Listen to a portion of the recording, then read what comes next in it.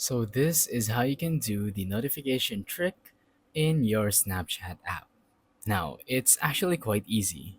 What you're going to want to do is basically when you send someone a message, like let's say, hey, it's going to send them a notification at the top of the screen. Now, usually people would tap on this and it would bring them immediately back into the chat. So, in order to see the chat without having to, you know, make them see that you've seen it, this is what you do. First, you hold on their profile, the profile pic or their snap avatar. And once you're holding on that, you're just going to want to swipe slowly to the right.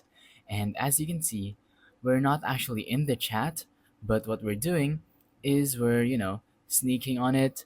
And as you can see, I can see the chat, but it's not like registering that I've seen it.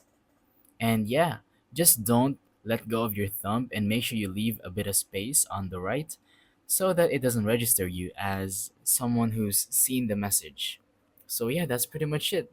If you get a notification, just don't tap on it because that's going to alert them that you've seen them.